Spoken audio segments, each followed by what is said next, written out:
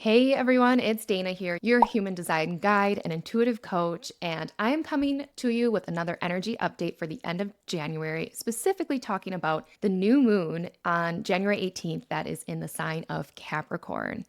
Now, I wanted this video to be a little more off the cuff than my usual and to just check in with you guys. How has the new year started for you? I am recording this a little bit early, trying to plan ahead for all these big energies that are coming on January 6th and later.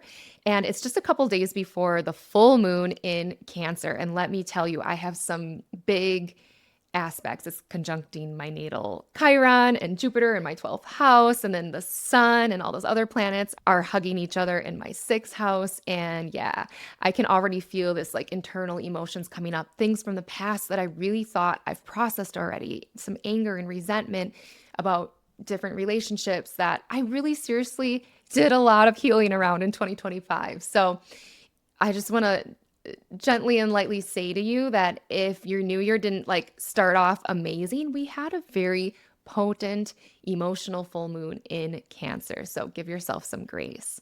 All right, so before we talk about what you can expect with this new moon on January 18th, I actually want to back it up a little bit because how I like to learn astrology is actually to look at the past because then I can really understand the energetics behind it.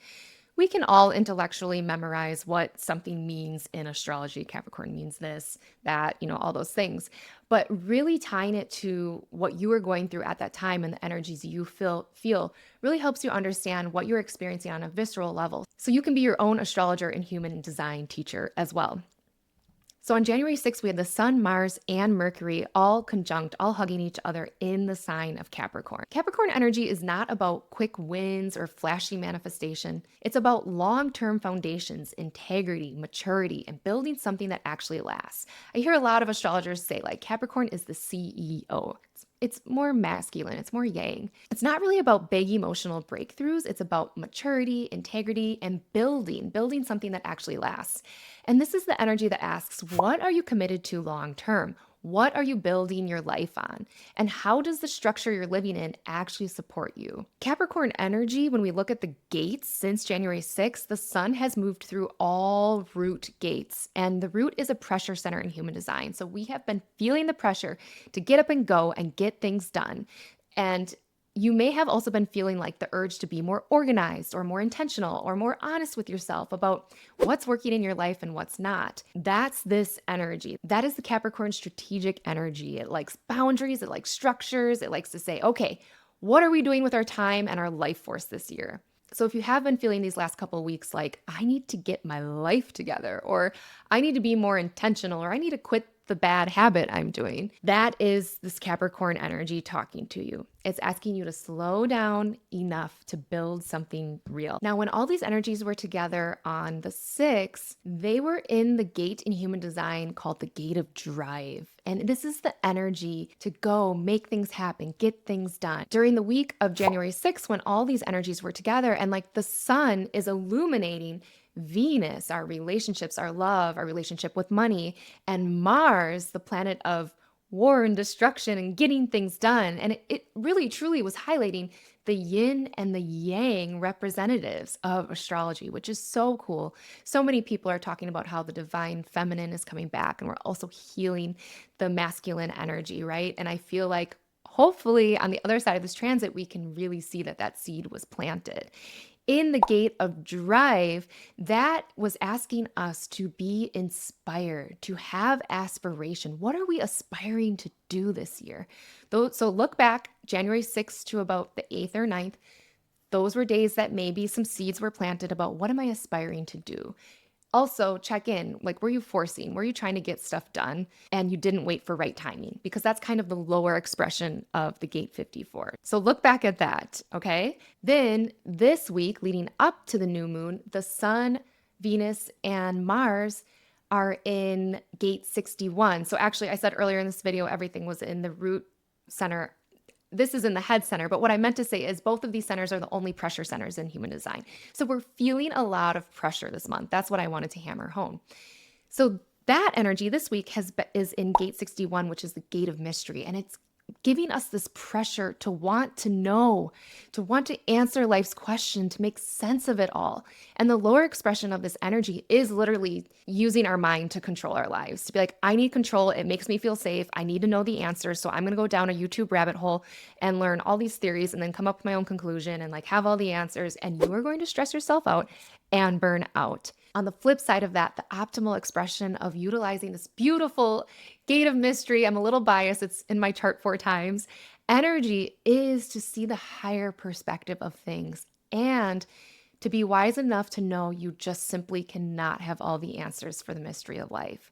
This energy gives us a direct connection to source intelligence. It's a great week for getting more quiet and tuning in to literally your connection from your heart center, going up through your chakras, out your crown, connecting all the way to source energy. I know, pretty woo-woo, but believe me, I've been working on this for many years and you can do it. So use this energy this week to really sit with, what are the questions about life that I really want to understand? And what are the ones that I can actually let go of and just trust in source? Or see the bigger picture. Oftentimes, when we go through a period of struggle in our life, we can't see the bigger picture at all. That's when this energy makes us want to have all the answers, to have control, to grip, right?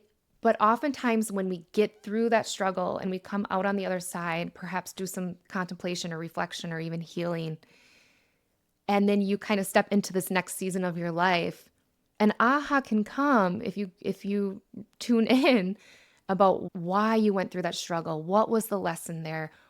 If we really truly believe our soul signed up for that lesson, why did your soul sign up for that lesson? What did you learn? What relationships came out of that? Or what new relationships are coming because some old ones were let go? That is gate 61 in action, just trusting and knowing and seeing the bigger spiritual cosmic order of everything, if you will. Okay, so now that I've set the scene, we've had those 2 pressure centers. And now for the new moon on January 18th in Capricorn, it is going to go back to the root center, another pressure gate in gate 60, the gate of acceptance. And honestly, you guys, this energy for me, this gate is so beautiful. And also, like, I don't fully viscerally understand it yet. I'm just going to be honest with you. I can teach it to you intellectually. It's not in my chart. So I'm going to really try to feel this energy over the new moon so I can actually viscerally understand what the curriculum is with this energy. Gate 60 teaches us that growth doesn't come from forcing change. It comes from accepting the limitations of the moment and working wisely with them. This can be frustrating at first because our minds want momentum. We're in a fast-moving world. We want answers. But Gate 60 is here to remind us that some seasons are about working with what's available at the time. We need to go through boom and bust cycles, all of us, no matter what energy type you are. So honoring timing and trusting that constraint itself can be creative is important. When we fight the limits of the moment, we totally burn out when we push past them. When we accept the limits of the moment, something new can form. And this energy can feel like pressure because it lives in the root center, but it's pressure that's wanting us to get into alignment, to say, okay, this is where I'm at. What's actually possible from here? What's actually feasible if I'm in complete burnout right now? And why this moment matters so much is because it's even more potent that we are right on the edge of going into the human design new year. I know you thought New Year started on January 1st. Actually, according to human design, it starts when the sun goes into gate 41, which is happening this year on January 21st or 22nd, depending on where you live. But gate 41 is the gate of new beginnings and imagination and the seed of a next cycle. It's the gate that really allows us to be at the dream state. And I think it's so cool that human design says this is the start of the new year, that the creative cycle, this new creative cycle of one more year, starts with being in our head, dreaming in creation mode. So this new year comes literally right after the new moon. So new moons are all about planting seeds and making intentions for the next 6 months ahead until you get to that full moon in Capricorn 6 months later.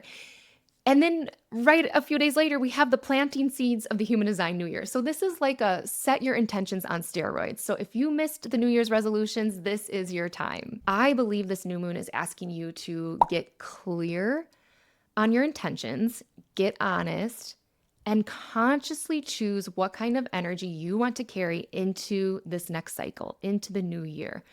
Are you going to plug into the fear mongering type paradigm that we're in? And I'm going to use an example that has nothing to do what's going on in the news. I am so sick of the way in which new AI programs where they're like wanting you to train how to use AI with them. They use it in such a fear-mongering marketing way. Like, if you don't learn this AI program, you are going to fall behind. And there's like all this music and the lights and the camera and I'm just like, you're creating so much fear. Is that really how you want people to buy your program? Scare them into it? So then they're taking all this AI and they're totally frazzled out. Where's the empowerment in that? That's just an example of like, are you plugging into here, wherever we're scared, let's grip and have control and go for it? Or are you plugging into the highest timeline and this energy of consciousness that has grown exponentially over 2025? In my own experience, I went from sensing energies like I was like here, and it went like up here with so many like new things happening, whether it's seeing a certain color or experiencing energies in a certain way. I started doing Reiki healing sessions, like all these things. Can you plug into the highest timeline of we are creating a new paradigm on earth where love consciousness is the way, where we're all connected, where we really step into our divinity? Heaven on earth. Like, that's so exciting. This is really a beautiful moment to ask yourself, what am I ready to really focus in on and commit to this year? And what needs to be let go of? What do I need to get off my plate? What is no longer aligned for me? And I'm going to leave it at that today. Have such an amazing new moon, an amazing, happy human design new year. And I hope, oftentimes January always feels really long. Like all those memes go out at the end of January where it's like, oh, I thought it's been 2 months or like whatever. They're like really funny. I can't remember how they go. So I hope it's been going okay for you. I hope any big changes that have been happening, you've been able to prioritize rest and any healing modalities like breath work, yoga, Reiki, anything like that. And if you're wanting support this year in your journey of finding alignment to your authentic self, so you can truly feel free to be you 100%, you can find all my offerings below. I'm so excited to work with people more and more using the tools of energy healing, intuitive guidance, and quantum human design. And don't let me forget to say, let me know in the comments below, how has your January been? Where's this new moon showing up for you? Do you know what house it is in? If you don't know, let me know and I can help you with that. And yeah, just let me know how it's all been so far. I'd be so excited to hear from you. All right, I'll see you on the next video.